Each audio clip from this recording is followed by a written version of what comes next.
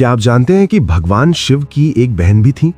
जी हाँ, हम सभी शिव पुत्र गणेश, कार्तिकेय और उनकी पुत्री अशोक सुंदरी के बारे में तो जानते हैं, लेकिन क्या आपने कभी देवी असावरी का नाम सुना है? वो देवी जिनसे खुद माता पार्वती भी परेशान हो गई थी।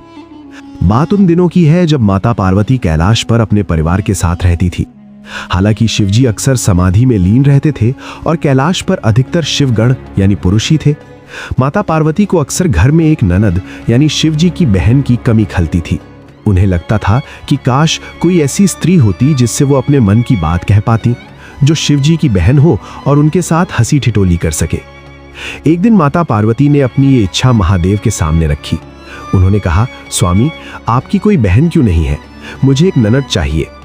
महादेव जो अंतर्यामी है मुस्कुराए और बोले, देवी, मेरी बहन को संभालना हमारे बस की बात नहीं होगी। वो बहुत चंचल और विचित्र स्वभाव की होगी। लेकिन माता पार्वती अपनी जिद पर अड़ी रहीं। अंत में भगवान शिव ने कहा, ठीक है, तुम कल्प वृक्ष यानी इच्छा पूरी करने वाले पेड़ के पास जाओ और अपनी इच्छा मांगो। माता पार्वती ने वैसा ही किया और कल्प वृक्ष से शिव जी की बहन को प्रकट किया और इस तरह जन्म हुआ देवी असावरी का। देवी असावरी का रूप वैसा नहीं था जैसा माता पार्वती ने सोचा था। वे देखने में थोड़ी कठोर और स्वभाव से बेहद मनमौजी थी।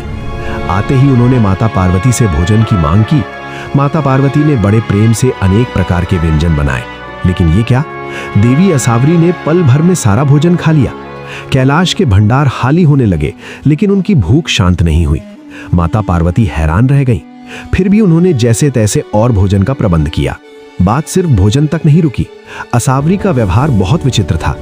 पौराणिक कथाओं के अनुसार एक बार मजाक मजाक में उन्होंने भगवान शिव को अपने पैरों की दरारों यानी एड़ियों में छिपा लिया था।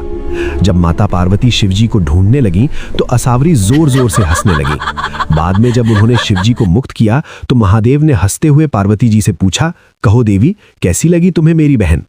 अब तक माता पार्वती समझ चुकी थीं कि शिवजी सही कह रहे थे। ननद का होना सुखद है, लेकिन असावरी को संभालना उनके वश के बाहर था। उनकी भूख और उनकी विचित्र लीलाओं ने कैलाश की व्यवस्था बिगाड़ दी थी। माता पार्वती ने हाथ जोड़कर शिवजी से कहा, प्रभु, ननद से मेरा मन भर गया है, कृपया इन्हें विदा करें। तब भगवान शिव ने देवी असावरी को कैलाश से विदा किया। ऐसा माना जाता है कि उन्हें वनों और निर्जन स्थानों की देवी के रूप में स्थान दिया गया, जहां वे अपनी स्वतंत्रता से रह सके।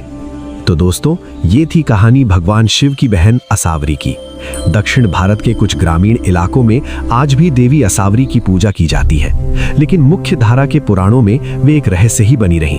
क्या आपने इससे पहले देवी असावरी के बारे में सुना था? हमें कमेंट करके